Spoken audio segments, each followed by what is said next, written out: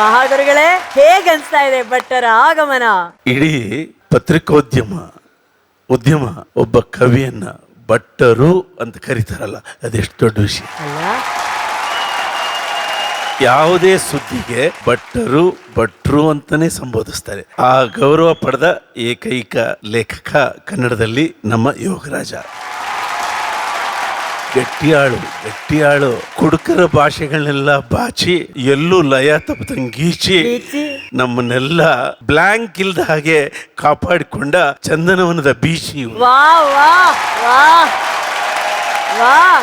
ನಾನು ಯಾವಾಗಲೂ ಯೋಚನೆ ಮಾಡ್ತಾ ಇದ್ದೆ, ನಾನು ಒಂಥರ ದ್ವಿದಳ ಧಾನ್ಯ, ಮ್ಯೂಸಿಕ್ಕು ಮತ್ತೆ ವರ್ಡ್ಸು ನನ್ನ ಹತ್ರ ಯಾವಾಗಲೂ ಫ್ರೀಯಾಗಿ ಸಿಗುತ್ತೆ ಯಾರಿಗೆ ಬೇಕಾದರೂ. ಇಡೀ ಒಂದು 20 ವರ್ಷ ಯಾರಿಗೂ ಹಾಡು ಬರೆಯೋಕ್ಕೂ ತೊಂದರೆ ಕೊಡದೆ, ಟ್ಯೂನ್ಗೂ ಒಪ್ಸೋಕ್ಕೂ ತೊಂದರೆ ಕೊಡದೆ, ಹಾಡು ಜೊತೆಲಿ ಟ್ಯೂನ್ ಜೊತೆಲಿ ಹಾಡು ಕೊಟ್ಬಿಡ್ತಾ ಇದ್ದೆ. ನಾನೇನು ಮಾಡ್ಬಿಟ್ಟೆ, ನನಗೇನೋ ಬೇಸರ ಆಗಿ ಯೂಟರ್ನ್ ತಗೊಂಡು ಕಾಲೇಜ್ ಕಡೆ ಹೊರಟ್ಬಿಟ್ಟೆ. ಮುಂದೆ ಯಾರು ಅಂತ ಒಂದು ಯೋಚನೆ ಇತ್ತು ನನ್ನ ತಲೆಯಲ್ಲಿ. ಆಗ ಬಂದ ನೋಡಮ್ಮ ಈತ ಕೂಡ ದ್ವಿದಳ ಧಾನ್ಯನೇ. ನಿರ್ದೇಶನದ ಕಡೆ ಒಂದು ಗಮನ, ಹಾಡಿನ ಕಡೆ ಒಂದು ಗಮನ. ನನ್ನನ್ನು 2 ಭಾಗ ಮಾಡಿ ಕಾಯ್ಕಿಣಿ ಮತ್ತು ಯೋಗರಾಜ್ ಭಟ್ಟು ಹಂಚ್ಕೊಂಡ್ಬಿಟ್ರು ಕ್ಲೀನಾಗಿ. ಆದರೆ ಈತ ಏನು ಬರಿಬೇಕು ಅನ್ನೋದನ್ನ ನಿಖರವಾಗಿ ಯೋಚನೆ ಮಾಡಿದ್ದ. ನಾನು ಉದಯ್ ಶಂಕರ್ ಬರೆದಿದ್ದನ್ನೆಲ್ಲ ಬರಿಬಾರ್ದು ಅಂತ ಬರಿತಾ ಇದ್ದೆ. ಈತ ನನ್ನ ಪಟ್ಟ ಶಿಷ್ಯ ಆಗಿ ಗುರುಗಳು ಬರೆದಿದ್ದನ್ನ ನಾವು ಬರಿಬಾರ್ದು ಅಂತ ಡಿಸೈಡ್ ಮಾಡಿದ್ದೆ. ಆಗ್ತಾನೆ ಹೊಸ್ತನ ಬರೋದು. ನಾನು ಒಂದು ನಿರ್ಧಾರ ಮಾಡಿದೆ, ಏನು, ನಾನು ಇರೋವರೆಗೂ ರೀಮೇಕ್ ಟ್ಯೂನ್ ಮಾಡಬಾರ್ದು ಅಂತ. ಸೊ ಒಂದು ನಿರ್ಧಾರದಿಂದ ಒಂದು 3,500 ಹೊಸ ಟ್ಯೂನ್ಸ್ ಬಂದ್ವು. ಅದಾದ್ಮೇಲೆ ಈತ ಬಂದ್ಮೇಲೆ ನಾನು ಬರೆದಾಗ ಬರಿಬಾರ್ದು ಅಂತಿದ್ದಕ್ಕೆ ಏನ್ ಟ್ರೆಂಡ್ ಕ್ರಿಯೇಟ್ ಮಾಡ್ದ, ಏನ್ ಟ್ರೆಂಡ್ ಅದ. ನನಗೆ ಎಷ್ಟು ಆಶ್ಚರ್ಯ ಅಂದ್ರೆ, ಹಾಡು ಶಿವ ಅಂತ ಹೋಗುತ್ತಿದ್ದೆ, ಸಿಕ್ಕಾಪಟ್ಟೆ ಸಾಲ ಇತ್ತು ಲೈಫಿನಲ್ಲಿ, ಅರ್ಧ ಟ್ಯಾಂಕು ಪೆಟ್ರೋಲ್ ಇತ್ತು ಬೈಕಿನಲ್ಲಿ, ನೀ ಬಂದೆ ಸೈಡಿನಲ್ಲಿ.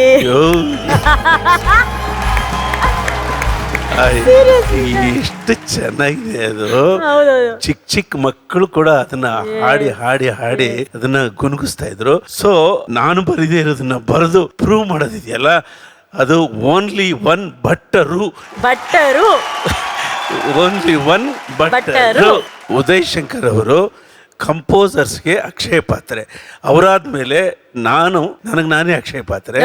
ನೀನು ಎಲ್ಲ ಕಂಪೋಸರ್ಸ್ಗೆ ದೊಡ್ಡ ಅಕ್ಷಯ ಪಾತ್ರೆ. Welcome to the show. ಬರೋಣ, ಮಾತಾಡೋಣ ಇವತ್ತು. Thank you sir. ತುಂಬಾ ಹೆದರಿಕೆ ಆಗೋಯ್ತು ನನಗೆ. ಇವತ್ತು ಗುರು ಶಿಷ್ಯಂದ್ರು ಅಲ್ಲಿ ಪಕ್ಕ ಕೂತ್ಕೋತಾರೆ. ಈ ರೀತಿಯ ಸಾಕಷ್ಟು ಮಾತುಗಳನ್ನ ಹೇಳ್ತಾರೆ.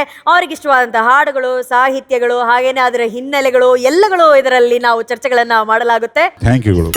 ಭಟ್ರುಗಳು ಈಗ ಸದ್ಯಕ್ಕೆ ಅವರು ಮಹಾ ಗುರುಗಳ ಪಕ್ಕದಲ್ಲಿ ಕೂತ್ಕೋತಾರೆ. ಪ್ಲೀಸ್. Thank you sir.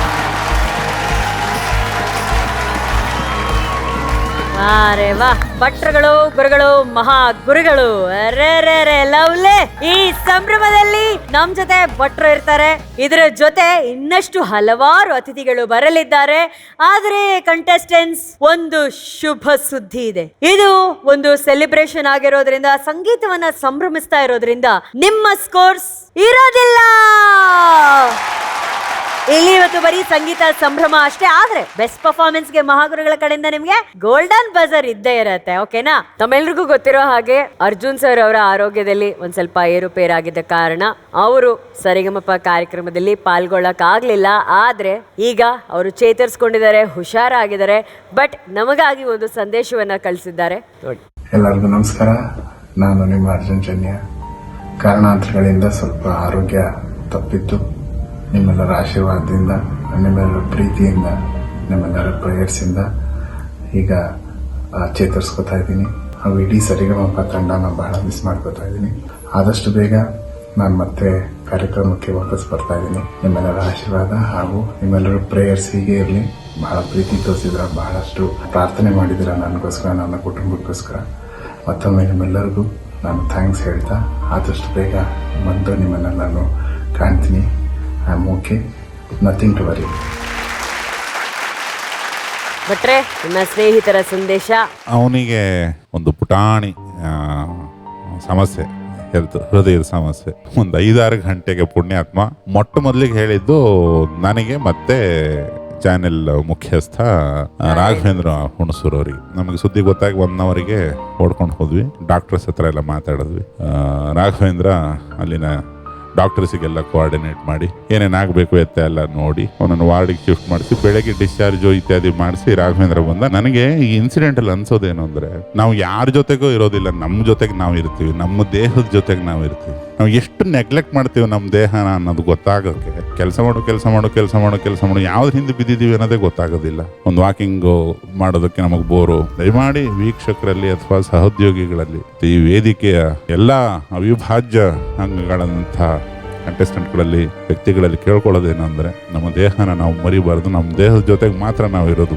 ಅದನ್ನು ಅರ್ಜುನ್ ಜನ ತುಂಬ ಸ್ವೀಟಾಗಿ ಹೇಳ್ತಾನೆ, ಮರಿಬಾರ್ದು ಸರ್ ಬಾಡಿ ಅನ್ನೋದೊಂದಿದೆ, ಅನ್ನೋದು ಇವತ್ತೇ ನೆನಪಾಗಿದ್ದು ಅನ್ನೋ ಥರ ಮಾತಾಡದ. ಅಷ್ಟೊಂದು ನಾಡಿಗೆ ಹಾಡನ್ನು ಕೊಟ್ಟಂಥವನು, ಅಷ್ಟು ಜನರ ಪ್ರೀತಿ ವಿಶ್ವಾಸಕ್ಕೆ ಅಷ್ಟು ಬೇಗ ಚೇತರಿಸ್ಕೊಂಡಿದ್ದಾನೆ. ಅವನು ತುಂಬ ಬೇಗ ಚೇತರಿಸ್ಕೊಂಡು ಇಲ್ಲಿಗೆ ಬರ್ತಾನೆ. ಮತ್ತೆ ಸರಿಗಮಪ್ಪಗೆ ಅವನ ಕಳೆ, ಅವನ ಕಾಮಿಡಿ, ನಿಮ್ಮವರ ಒಂದು ಕಿರಿಕೆಗಳೆಲ್ಲ ಮತ್ತೆ ಜನ ಬಯಸ್ತಾರೆ. ಅದು ಮುಂದಿನ ವಾರನೋ ಅದ್ರ ಮುಂದಿನ ವಾರದಿಂದನೋ ಶುರುವಾಗಲಿ ಅಂತ ನಾನು ಹಾರೈಸ್ತೇನೆ. ಥ್ಯಾಂಕ್ ಯು ಭಟ್ರೆ. ಗುರುಗಳೇ, ಅವನು ಇಷ್ಟೆಲ್ಲ ಅಕಂಪ್ಲಿಷ್ ಮಾಡಿದ್ರು ನನಗನ್ಸೋದು ಬೆಳೆಯೋ ಹುಡುಗ ಬೇಗ ವಾಸಿಯಾಗಿ ಬೇಗ ಬರಬೇಕು ಅನ್ನೋ ಪ್ರಾರ್ಥನೆ. ಸಾಕಷ್ಟು ಇನ್ನು ಕೊಡುಗೆ ಕೊಡೋದಿದೆ, ಅವನು ಸಾಕಷ್ಟು ಕೆಲಸ ಮಾಡೋದಿದೆ. ಸೊ ಬೇಗ ವಾಸಿಯಾಗಿ ಬೇಗ ಇಲ್ಲಿ ಬರಬೇಕು ಅನ್ನೋದು ಪ್ರಾರ್ಥನೆ. We wish him speedy recovery and asking him to join us at the earliest. God bless him. Thank you ಗುರುಗಳೇ, ಥ್ಯಾಂಕ್ ಯು. ಕರ್ನಾಟಕದಾದ್ಯಂತ, ದೇಶದಾದ್ಯಂತ ಇರುವಂಥ ಎಲ್ಲ ಕನ್ನಡಿಗರು ತೋರಿಸಿದಂಥ ಪ್ರೀತಿ ಮತ್ತು ಕಾಳಜಿ ಇದೆಯಲ್ಲ, ಅದು ಅವರನ್ನ ಈ ಒಂದು ಸ್ಪೀಡಿ ರಿಕವರಿಗೆ ಇದು ನಿಜವಾದ ಮುಖ್ಯ ಕಾರಣ. ಇದೆಲ್ಲದರ ಜೊತೆಗೆ ಎಷ್ಟೋ ಜನರ ಹಸಿವನ್ನ ಅವ್ರು ನೀಗಿಸಿದಾರಲ್ಲ, ಅವರ ಹೃದಯಕ್ಕೆ ಏನೂ ಆಗಲ್ಲ. He'll be all right. And ಮುಂದಿನ ವಾರ ಇಲ್ಲಿ ಬರಲೇಬೇಕು. Janyaji come back. ಓಕೆ, ಬರಲಿ ಚಪ್ಪಾಳೆ ದರ್ಶನ್ಗೆ. ದರ್ಶನ್ ಅರ್ಥ ಆಯ್ತಾ? ಅನಾಸಿನ್ ತಿಂದ್ರು ತಲೆನೋವು ಬರ್ತದೆ, ಟೆನ್ಷನ್ ಮಾಡ್ಕೊಂಡು ಊಟ ಬಿಟ್ರೆ ಗ್ಯಾಸ್ ಆಯ್ತದೆ. ಸರ್ ಹೆಂಗೆ ಸರ್ ಈ ಮೆಡಿಕಲ್ ಟರ್ಮ್ಸ್ ಎಲ್ಲ ನಿಮ್ಮ ಬಾಯಿಂದ ಹೊರಡಿ ಈ ತರ ಪದವಾಗಿ ಬಂತು? Are you a doctor? ಹೌದು, ಒಂಥರ ಮನುಷ್ಯನ ಮೆಟಾಬಾಲಿಸಮ್ ಎಲ್ಲ ತಿಳ್ಕೋಬೇಕು, ದೇಹ ಪ್ರಕೃತಿ. ಅದು 50 ದಾಟದವರು ಇವತ್ತಿನ ಹುಡುಗರ ಮೇಲೆ ಏನ್ ಅಂದ್ಕೋತಾರೆ ಅಂತ. ಯಾವ ತಲೆಮಾರಲ್ಲೂ ಯಾರು ಯಾವತ್ತೂ ಹುಡುಗರನ್ನ ಹೊಗಳಕ್ ಸಾಧ್ಯನೇ ಇಲ್ಲ. ಅಲ್ಲಿ ಕೂತವ್ರಲ್ಲ ತಾತಪ್ಪ, ಅವ್ರನ್ನ ಕೇಳಿದ್ರೆ ಬೈತಾರೆ. ನಮ್ಮ ಕಾಲದಲ್ಲಿ ಹೆಂಗಿತ್ತು ಅಂದ್ರೆ ಇವತ್ತು ಇದಾವೆ ಇವೆಲ್ಲ. ನೀವು ನೋಡಿಲ್ವಾ, ಅವ್ರಿಗೆ ಇವತ್ತು ಅವ್ರ ಪಕ್ಕದಲ್ಲಿ ಕೂತ್ಕೊಂಡಿರೋ ಹಾಳು ಅರ್ಥನೇ ಆಗಿಲ್ಲ ಇವತ್ತು ಅವ್ರಿಗೆ. ಅದು ಪ್ರತಿ ಕಾಲದಲ್ಲೂ ಇರಬೇಕು. ಇದು ಚಿಕ್ಕವರಾಗಿದ್ದಾಗ ಮಾಡದೇ ಇರೋ ಕಿತಾಪತಿ ಇಲ್ಲ, ದೊಡ್ಡರಾದ್ಮೇಲೆ ಹೇಳದೇ ಇರೋ ವೇದಾಂತ ಇಲ್ಲ ಅಂತಾರಲ್ಲ. ಅಂದ್ರೆ ತಾತನು ಅವಾಗ ಹುಡುಗ ಆಗಿದ್ದಾಗ ಅವ್ರ ಹಿರಿಯರು ಅಯ್ಯೋ ಇವರೆಲ್ಲ ಬೆಟ್ರು.